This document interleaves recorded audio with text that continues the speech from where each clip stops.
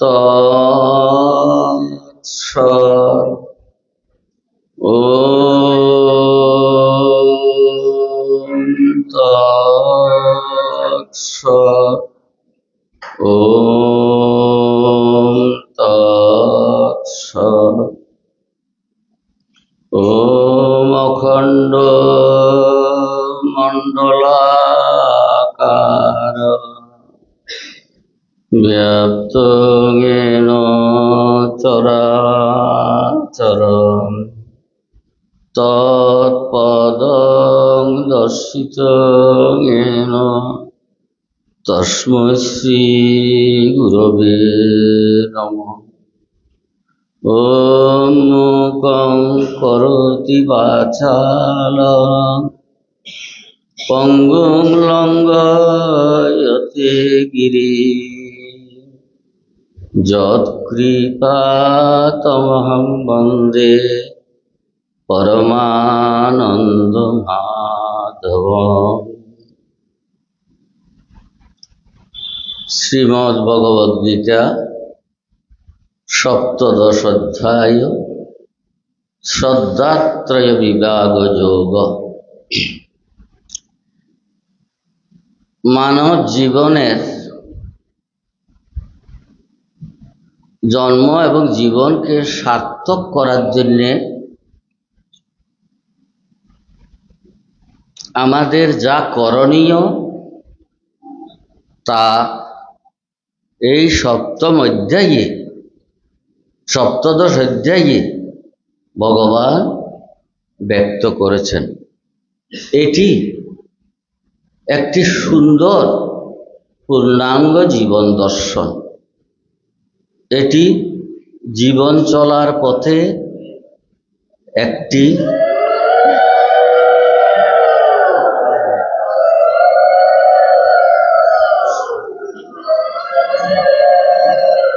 সুদৃঢ় ভিত স্বরূপ। অর্জুন শ্রী ভগবানকে প্রশ্ন করেছে, জানতে চেয়েছেন আমাদের সমাজে আমরা যেভাবে চলি তা অর্জুনের দৃষ্টিতে পড়েছিল, তাই তিনি জানতে চেয়েছেন। আমাদের যে দুর্গাপূজা হয়, সরস্বতী পূজা হয় বা বিভিন্ন ধরনের পূজা পার্বণ হয়, সেই পূজা পার্বণগুলো যথার্থভাবে উদযাপিত হচ্ছে কিনা সেটাই জিজ্ঞাসা। তিনি বললেন, অর্জুনজি বললেন যে মানুষ শাস্ত্রবিধি ত্যাগ করে শ্রদ্ধা সহকারে যদি অর্চন করে, পূজা করে, সেটা কি সাত্বিক, রাজসিক না তামসিক? আমরা যে পূজা পার্বণগুলো করছি সেগুলো কি সাত্বিক নাকি রাজসিক না তামসিক? এর দিক নির্দেশনাটি এখানেই আছে। প্রথম কথা হলো সাত্বিক মানে কি, সেটা তো জানতে হবে। সাত্বিক মানে কি? সত্য মানে অন্তঃকরণ। সত্য শব্দের অর্থ হচ্ছে অন্তঃকরণ, অথবা অন্য ভাষায় বলা যায় বুদ্ধি। সাত্বিক শব্দের অর্থ শুদ্ধ অন্তঃকরণ, দোষমুক্ত অন্তঃকরণ, সেটাকে বলে সাত্বিক। আমাদের অন্তঃকরণ যখন দোষমুক্ত থাকে তখন আমরা যখন যে কাজটি করি সেই কাজটি সাত্বিক হয়ে যায়। আর অন্তঃকরণ অশুদ্ধ থাকলে সেটা কখনো সাত্বিক নয়। সুশুদ্ধ অন্তঃকরণ কিভাবে হয় সেটি হলো আসল। শুদ্ধ অন্তঃকরণ শাস্ত্র, গুরুবাক্য, বেদবাক্য এগুলো যখন অনুসরণ করা হয়, এগুলো যখন জীবনে রূপায়িত করা হয়, তখন এই অন্তঃকরণটা সাত্বিক হয়। যখন আমরা আমাদের জীবনে বেদকে তথা ধর্মবিধিকে, ধর্মশাস্ত্রের বিধিকে, গুরুর বাক্যকে আমাদের জীবনে আমরা রূপায়িত করব, তখন আমাদের অন্তঃকরণটি সাত্ত্বিক হবে, নতুবা সাত্ত্বিক হবে না। তাহলে এখন যে আমাদের পূজা পার্বণগুলো হয় সেগুলো সাত্ত্বিক নয় এক বাক্যে, কারণ সেখানে অন্তঃকরণের বিশুদ্ধতা ছেয়ে আনুষ্ঠানিকতার উপর জোরটা দেওয়া হয়েছে। এই কারণে এগুলো সাত্ত্বিক নয়। অর্জুনের প্রশ্নের জবাবে আমাদের জীবনের জন্য যেগুলো নিতান্তভাবে পরিপালন করা দরকার, আমরা যে কাজগুলো করে থাকি, ধর্ম কাজ, জীবনের কাজ, সেই কাজগুলোকে ভগবান বললেন, কি বললেন? আহার, যজ্ঞ, তপস্যা, দান, এগুলো তিনি তুলে ধরেছেন একজন মানুষের জীবনে আহার। তো ভগবান এর বলছেন না যে, মানুষকে বলছেন না যে তোমাকে বাধ্য করছে এইরূপ আহার করো, না। তিনি বলছেন যে মানুষের যে অন্তঃকরণটা পূর্ব জন্মের সংস্কার প্রভাবে গঠিত হয়েছে, যার যেমন সংস্কার তেমনিভাবে সেই আহার বিহার এগুলো করবে। তো অন্তঃকরণের সংস্কার তিন প্রকার: সাত্ত্বিক, রাজসিক, তামসিক।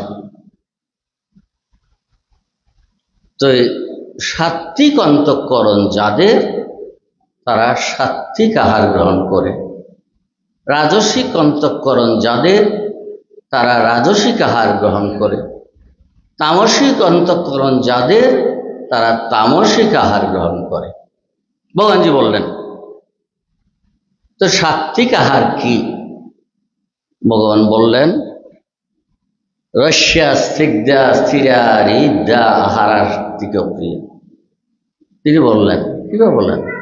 রস্যা, রসকর, আয়ুসত্ব, বলারোগ্য, সুখ, প্রীতি, বিবর্ধনা, রস্যা স্নিগ্ধা স্থিরারিদ্যা আহারা সাত্ত্বিক প্রিয়া। আহারগুলো কেমন হয়? আয়ু, মানুষের আয়ুটা নির্দিষ্ট। জন্মের সাথে সাথে মাতৃজঠরে যখনই প্রবেশ করেছে তখনই তার আয়ুটা নির্ধারিত হয়ে গেছে। এই আয়ুটা আবার সেই নির্ধারিত আয়ুটা ভোগ করতে পারবে মানুষ, তার সম্ভাবনা অনেক সময় থাকে না। তো কিছু কিছু বিপদ, মৃত্যুযোগ, এই আয়ুর মধ্যে কয়েকবার মৃত্যুযোগ থাকে, দুর্ঘটনা যোগ, এরূপ অনেক যোগ থাকে।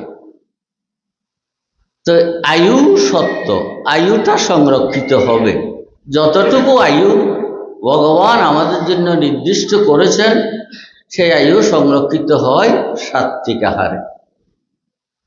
যে আহার করলে আয়ুটা সংরক্ষিত থাকে সেটা সাত্ত্বিক। আয়ু সত্য, সত্য শব্দের অর্থ বুদ্ধি বা অন্তঃকরণ বলেছিলাম।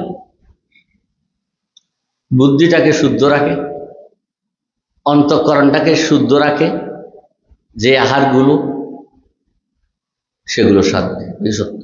বল, কিসের বল? বল তো দুই প্রকার, আসুর, সুর। কোন বলের কথা ভগবান বলেছেন? আসুর বলের কথা বলেন নাই। বল, সুর বল। সুর বল কাকে বলে?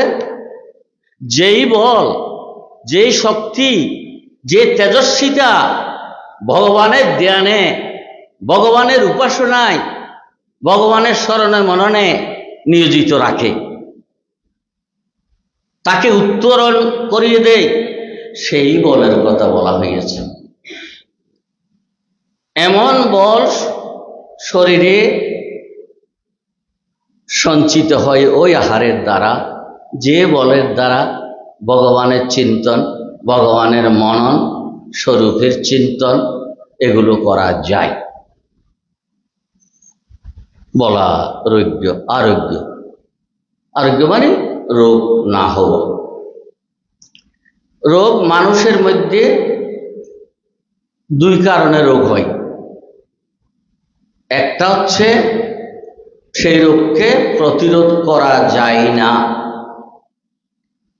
জন্মান্তরে কর্মের ফলে।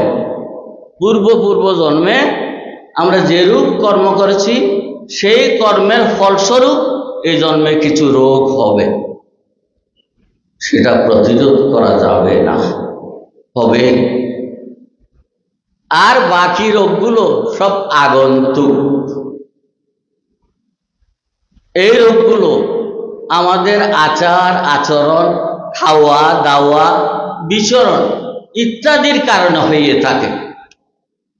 আমাদের রোগগুলো কিন্তু হতো না আমাদের যদি আচার আচরণ বিচরণ এগুলো শুদ্ধ হতো, তাহলে রোগ হতো না, আগন্তুক রোগগুলো হতো না। একটু শান্ত কবি, আগন্তুক রোগগুলো হতো না। তাহলে আমরা আমাদের মধ্যে যে রোগগুলো সৃষ্টি করি প্রায় আগন্তুক। তাই বলছেন বল আরোগ্য। আরোগ্য কেন হয়? আমরা যদি সাত্বিক আহার করি তাহলে আমাদের নূতন করে আগন্তুক রোগগুলো হবে না। এই সত্য বলা আরোগ্য। রস্যা, রস্যা মানে রসকর। তো রসকর বস্তু তো অনেক আছে, সেগুলো খেলে কি সাত্বিক হলো? টক জাতীয় জিনিস তো এগুলো রস বেশি, হ্যাঁ, এটা খেলে কি হলো সাত্বিক হলো? না। রসকর হচ্ছে আমাদের শরীরের মধ্যে রসের প্রবাহ আছে। এই রসের যে সংস্থান তার একটি সাম্য আছে। যে আহার করলে সেই সাম্যটা নষ্ট হয় সে আহার রসকর নহে। যে আহার আমাদের শরীরে রসের সাম্যতা বিধান করে, রক্ষা করে, সে আহারাই সাত্বিক। আহার নির্বাচন করা। আরেকটা হলো কি, রান্না করার সময় রান্নার দ্রব্যগুলো যেন তেলে মচমচে, শুকনো, এরূপ যেন না হয়। সে রান্নার বস্তুগুলো একটু রসযুক্ত থাকবে, তীক্ষ্ণতা থাকবে। রস্যা একটি কারণ। আমাদের আহারের বস্তুগুলো যদি তীক্ষ্ণ হয়ে যায়, তেলে মচমচে হয়, শরীরের মধ্যে যে রস সে সাম্যতা নষ্ট হয়ে যায়। এই কারণে এটা সাত্বিক নয়। রস্যা স্নিগ্ধা, আরগুলো শান্ত, খেলে কোনো প্রসন্নতা লাগবে খাওয়ার সময়। আবার ওদের প্রসন্নতা লাগবে না, যারা রাজসিক করে তামসিক করে তাদের আবার এগুলো প্রসন্ন করে না। সাত্বিক ভাবাপন্ন লোকের এই আহারগুলো খাওয়ার সময় তাদের চিত্তের মধ্যে একটি প্রসন্নতা, হৃদয়া সবসময় প্রসন্নতা থাকবে, পুষ্টিকর হবে, স্থিরা। আমাদের মনকে, আমাদের অন্তঃকরণকে, আমাদের রক্ত প্রবাহকে সবগুলোকে সাম্য অবস্থায় রাখবে। রক্তের চাপ বাড়বেও না, কমবেও না। আমার মন চঞ্চল হবে না, আমার আয়ু যথাযথ থাকবে। আমি মননে ধ্যানে আমার মধ্যে কোনো সংকল্প বিকল্প আসবে না, মন দৌড়াদৌড়ি করবে না, মন স্থির হয়ে থাকবে, স্থিরা। তাহারা সাত্বিক ক্রিয়া।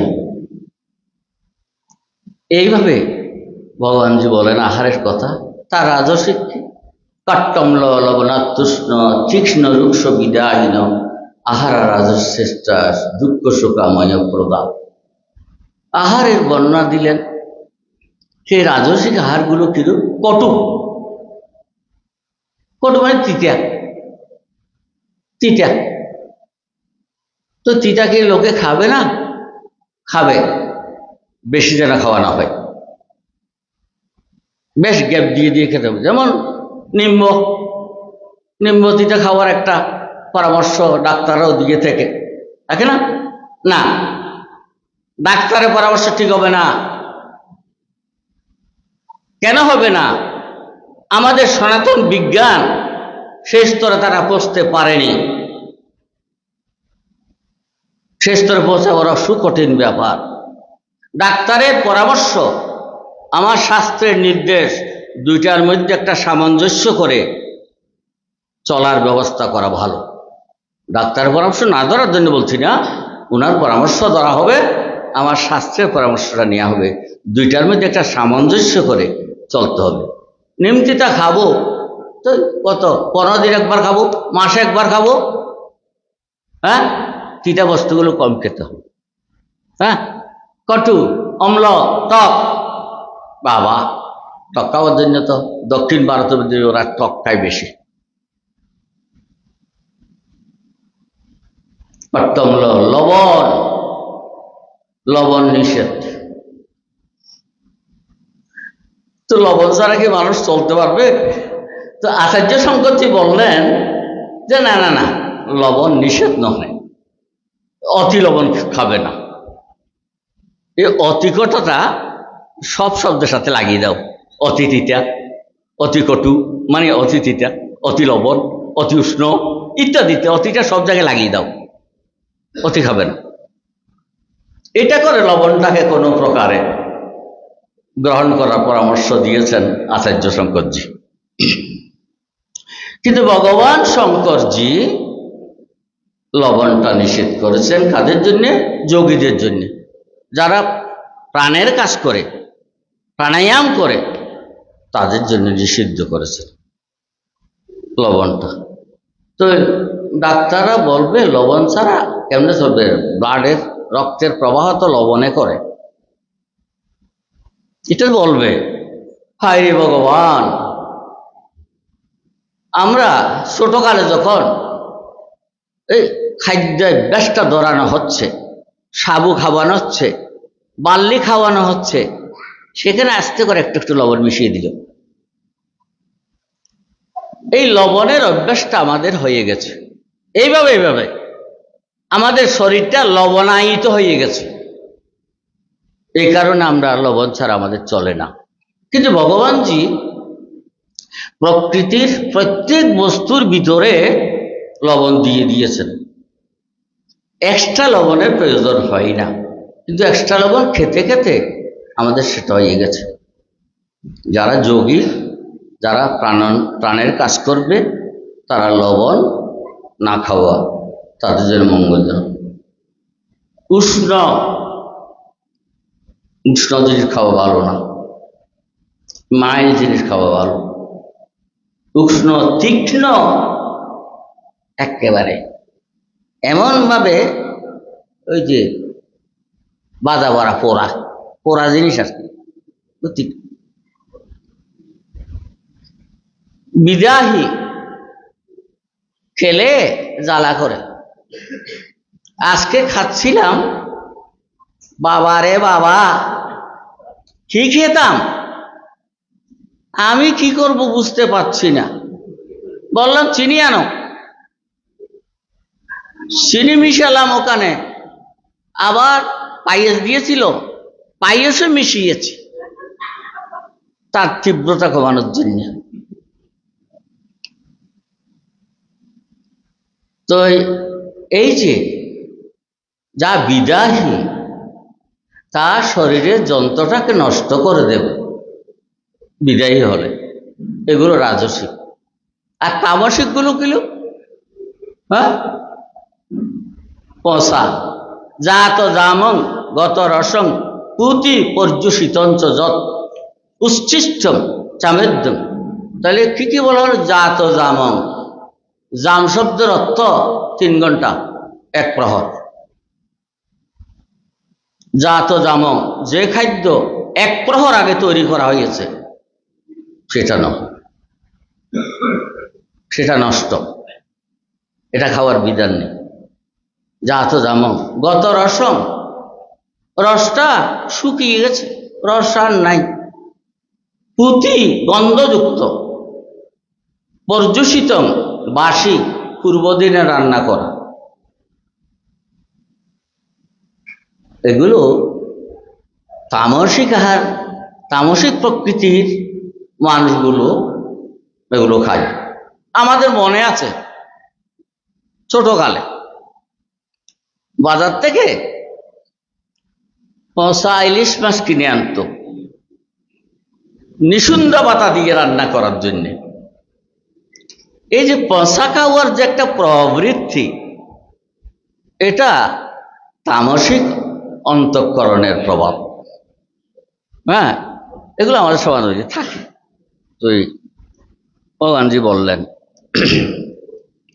তারপর কি বললেন? এই তো হার গেল। ভগবান বললেন তোমাদের উপর ছেড়ে দিলাম, এবং তোমরা কিভাবে চলবা চলো, আমি বলে দিয়েছি। কি ধরনের আহার করলে কি ধরনের ফলাফল পাই, এগুলো বলছে। তারপর বললেন আহার তো হলো, আরেকটি বিষয় হলো, ভগবান যে এখানে একটি কথা উল্লেখ করেন নাই, সেই শর্তটি এখানে আছে। সাত্বিক আহার হলেও তা যদি দোষমুক্ত না হয় তাহলে সে সাত্বিক নয়। আহারের মধ্যে 3টি দোষ থাকে। একটি হচ্ছে তার জাতি দোষ, দ্বিতীয় হচ্ছে উৎস দোষ, তৃতীয় হচ্ছে নিমিত্ত দোষ। এই 3 প্রকার দোষ থাকে আহারে।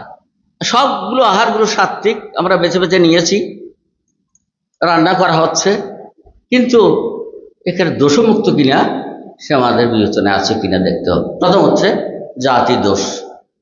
বস্তু, যে বস্তুগুলো আছে তার একটা নিজস্ব স্বভাব আছে, নিজস্ব।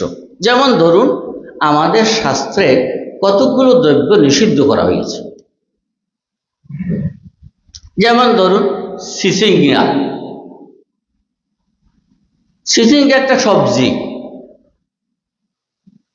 সেটা নিষেধ করা হয়েছে।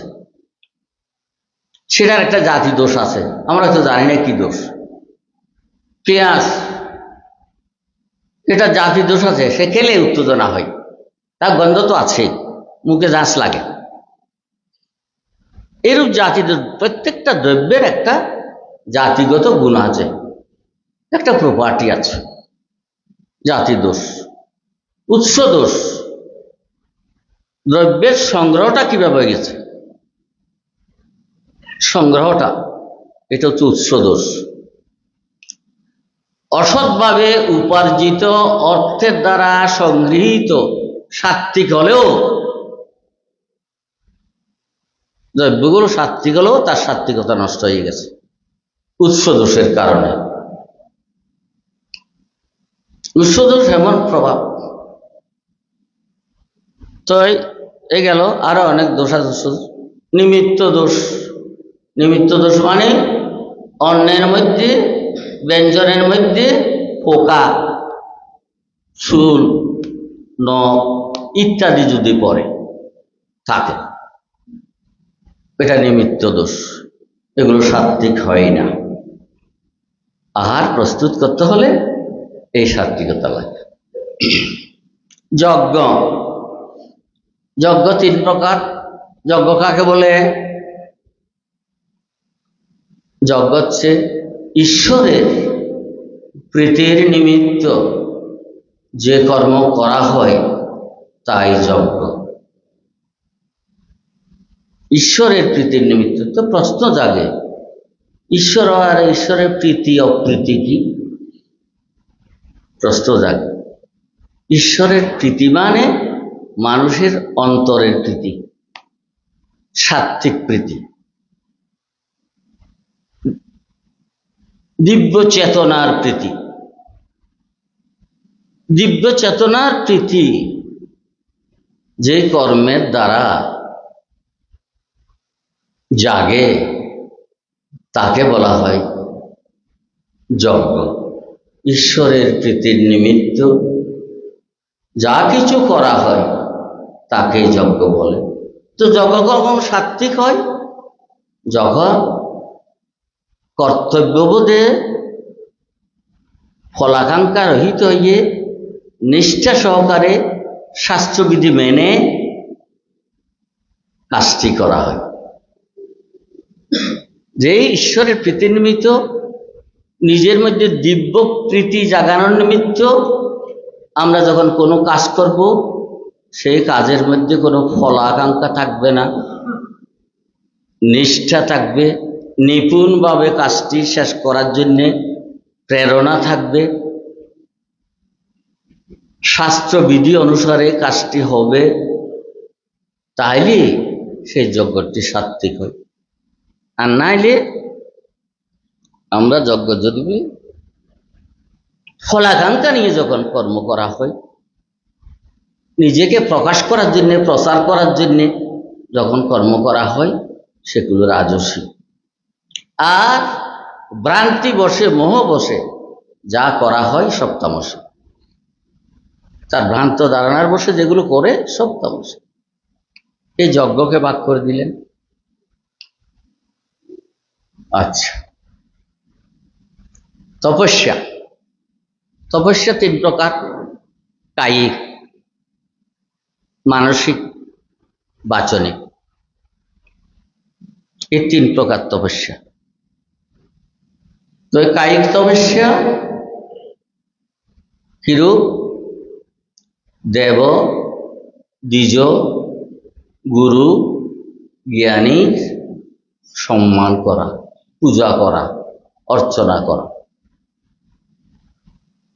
শৌচতা, আভ্যন্তরীণ এবং বাহ্যিক পবিত্রতা রক্ষা করা, ব্রহ্মচর্য। মানুষের জীবনের মধ্যে, এই দেহের মধ্যে যে ওজ শক্তি আছে, সেই ওজ শক্তি যেন অযথা নষ্ট হইয়া না যায়। অহিংসা, কায়, মন, বাক্য দ্বারা কারো ক্ষতি না করা, ক্ষতির চিন্তা না করা, অহিংসা। এগুলো হচ্ছে কায়িক তপস্যা। বাচিক তপস্যা, বাচনিক তপস্যা, সেটা হচ্ছে সত্য বলা, প্রিয় বলা, মৃত বাক্য বলা, অপ্রিয় সত্য না বলা। আর কি? স্বাধ্যায়। স্বাধ্যায় মানে শাস্ত্র পাঠ করা, মোক্ষ শাস্ত্র পাঠ করা। এগুলো হচ্ছে বাচিক তপস্যা। আর মানসিক তপস্যা কি? মনটাকে প্রসন্ন রেখে সবসময় প্রসন্ন রাখা, শুদ্ধ ভাব পোষণ করা, মনের মধ্যে একটি শুদ্ধ ভাব পোষণ করা। এগুলো হচ্ছে মানসিক তপস্যা।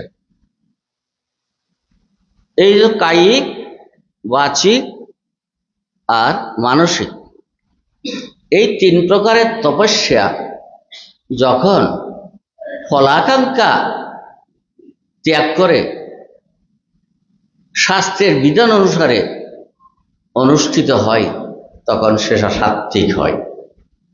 অন্যথায় সেগুলো রাজসিক, তামসিক হবে। দান তিন প্রকার: সাত্ত্বিক দান, রাজসিক দান, তামসিক দান। সাত্ত্বিক দান কাকে বলে? সাত্ত্বিক দান হচ্ছে প্রত্যুপকারের প্রত্যাশা না রেখে, স্থান, কাল, পাত্র বিবেচনা করে যে দান করা হয় সেটি হচ্ছে সাত্বিক। প্রত্যুপকারের কোনো প্রত্যাশা থাকবে না, ফলাকাঙ্ক্ষা থাকবে না, একেবারে কর্তব্যবোধে দান করবে। তারপর দেশ, কাল, পাত্র দেখতে হবে। কাল, দেশ হচ্ছে যেই দেশ অধর্ম পথে চলে সেই দেশে দান করতে নেই। যে দেশের মধ্যে আসুরিক প্রভাব জগৎকে ধ্বংস করতে চায় সে দেশকে দান করতে নেই। কাল, কাল দুই প্রকার, অকাল আর সুকাল। সুকালের দান একরকম আর অকালের দান আরেক রকম। সুকাল কেমন? স্বাভাবিক অবস্থায় যখন থাকে তখন এই স্বাভাবিক অবস্থায় দান যদি সাত্বিক হতে হয়, দানটা পাত্র বাছতে হবে। পাত্র কাকে দেব, দানটা কাকে দেব? যারা তপস্যা করে জীবনকে সার্থক করতে চায় তাদেরকে দেব। উত্তম দান কি? উত্তম দান হচ্ছে গুরুকে দেওয়া, গুরুর আশ্রমে দান করা, বিভিন্ন মঠ মন্দিরে দান করা, যেখানে ভগবত উপাসনা হচ্ছে, সেগুলো হচ্ছে পাত্র বিবেচনা, পাত্র হলো বিবেচনা। আর অকাল, দুর্ভিক্ষ হয়েছে দেশে, সে সময় কিছু বিবেচনা করার দরকার নেই, অকাতরে দান করতে হবে, তখন সেটি সাত্বিক হবে। কালের এরূপ একটু কাল বিবেচনার প্রয়োজন আছে। সাত্বিক দান। রাজসিক দান, তারা দান করে নাম কেনার জন্য। এরা নাম কিনে দান করে করে, তো এই দান করলে তাদের এতে কি করা হয়, ওই একটা চেয়ার দিতে হয়। সভাপতি আমার গলায় একটা মালা দিয়েছো তোমরা, তাকে মালা দিয়ে বরণ করতে হয়। আর কি বলতে হয়? অমুক বাবু অমর হোক, অমর হোক, অমর হোক, স্লোগান উঠল। হ্যাঁ, তিনি নাম কিনছেন, সেগুলো রাজসিক দান। আর তামসিক দান কি? মন্ত্রহীন, মদক্ষীণ, শ্রদ্ধাহীন, শ্রদ্ধা নাই, মন্ত্র নাই, অন্নদান নাই, হ্যাঁ দান করে, এগুলো তামসিক দান। তাইলে আমাদের এই সপ্তদশ অধ্যায়ের মধ্যে শ্রদ্ধাটাকে ভগবান দুই অর্থে ব্যবহার করেছেন। একটা শ্রদ্ধা হচ্ছে শাস্ত্র, বেদ বাক্য, গুরুকে, গুরু বাক্যকে প্রত্যক্ষের মতো বিশ্বাস করার নাম হচ্ছে শ্রদ্ধা। শ্রদ্ধা।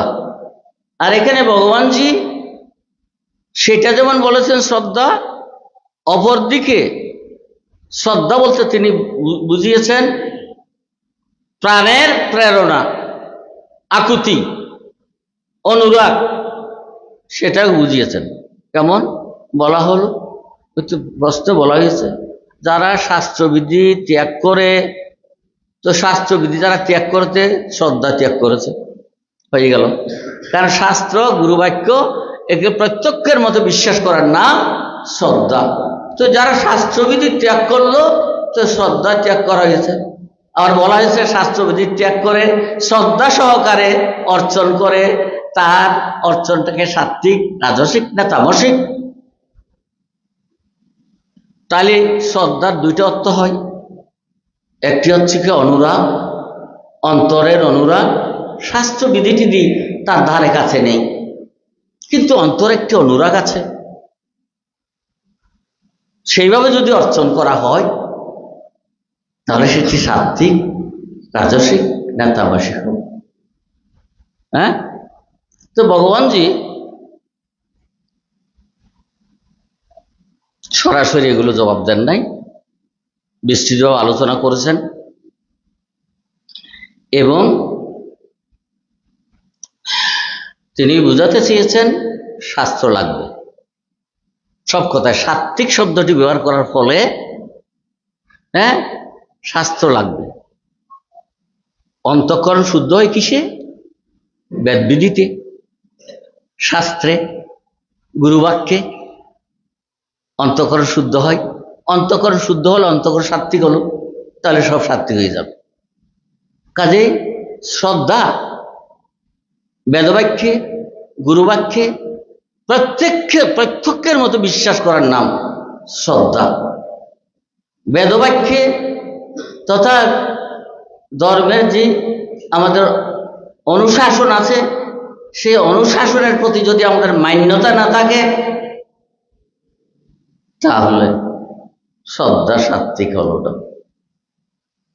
আমরা জিহ্বার লালসায়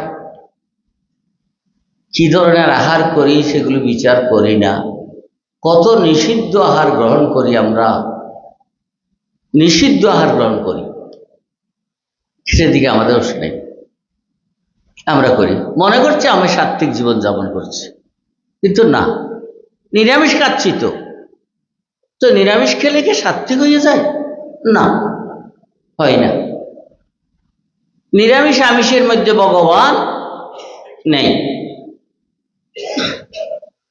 ভগবান আছে। ভগবান কিসের মধ্যে আছেন? তিনি আছেন প্রেমের মধ্যে, অনুরাগের মধ্যে, নিষ্ঠার মধ্যে, তার আদেশ পালনের মধ্যে। ভগবানের আদেশ পালনের মধ্যে ভগবান আছেন, অন্য জায়গায় থাকেন না। তিনি নিরামিষ খাই, নিরামিষ খাবার যারা নিরামিষ খায় তারা বলে আমি নিরামিষ খাচ্ছি, আমি কত বড় হয়ে গেছি। আরে বাবা, ভারতবর্ষের মধ্যে বাংলা, উড়িষ্যা, বিহার ইত্যাদি কয়েকটি প্রদেশ বাদ দিলে বাকিগুলো সব তো নিরামিষ। তো ওরা নিরামিষ খেয়েছে বলে ওরা কি সাধু হয়ে গেছে? না। ঠাকুর রামকৃষ্ণ তিনি আমিষ খেয়েছেন, কত বড় মহাপুরুষ তিনি। তো যারা নিরামিষ খানে ওয়ালা তারা ওনার পায়ের দুলার সমান হবেন কিনা? কাজে এসবের মধ্যে না, যে সংস্কার আছে গুরু পরম্পরা, কারো নিরামিষ সংস্কার, কারো আমিষ সংস্কার। আমিষ সংস্কারে থাকলেও তার মধ্যে একাগ্রতা, নিষ্ঠা, শাস্ত্র অনুসরণ। আমিষ যারা খায় তাদের জন্য একটি শাস্ত্র আছে, নিরামিষ যারা খায় তাদের জন্য একটি শাস্ত্র আছে, ব্রহ্মচারী যারা তাদের জন্য আলাদা শাস্ত্র, বানপ্রস্থী যারা তাদের জন্য আলাদা শাস্ত্র, সন্ন্যাসী যারা তাদের জন্য আলাদা শাস্ত্র, গৃহী যারা তাদের জন্য আলাদা শাস্ত্র।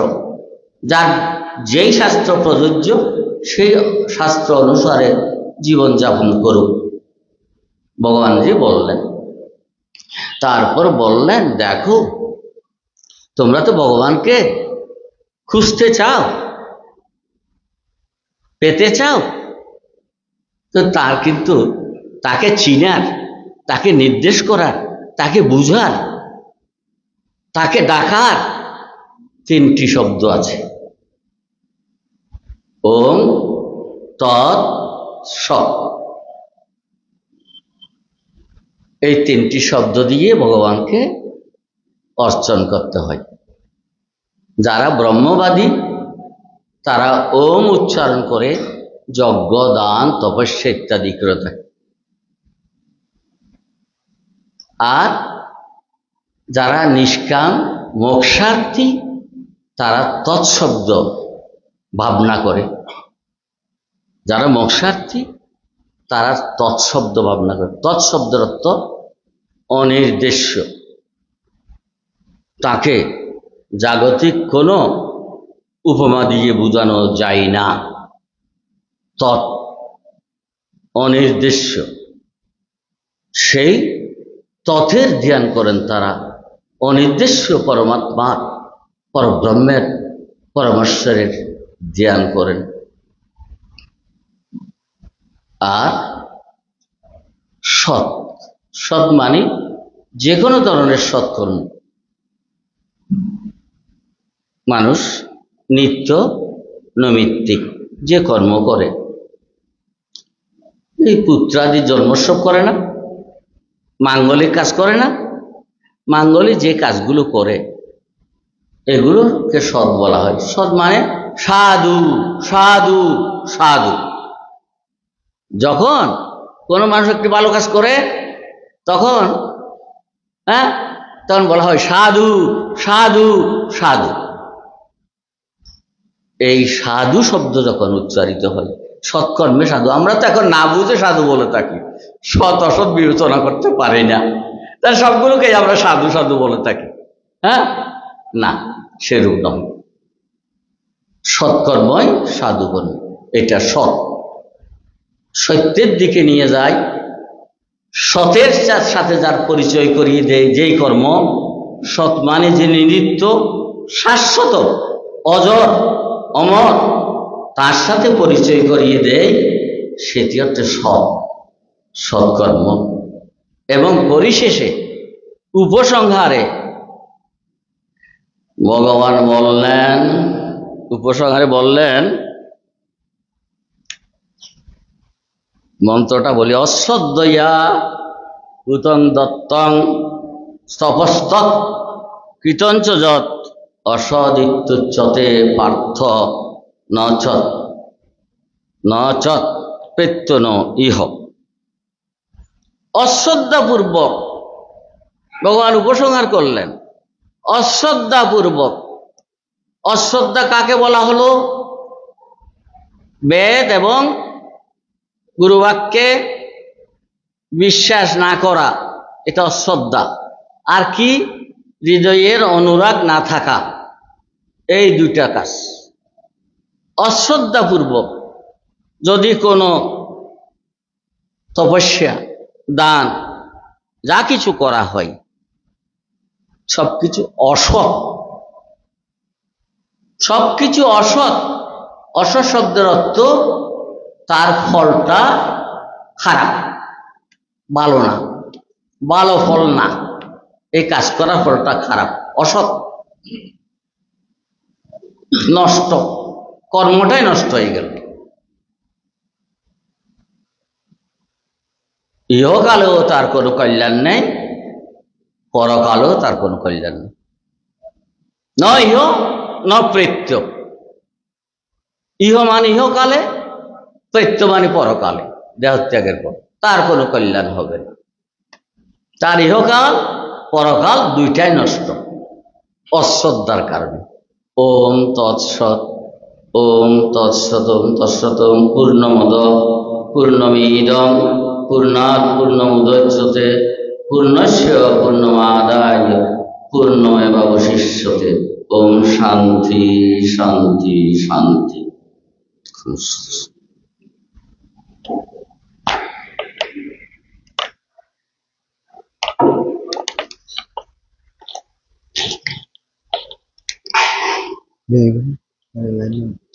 জয় গুরু। 5 মিনিট নিরবতার সহিত ইষ্টমন্ত্র নিব।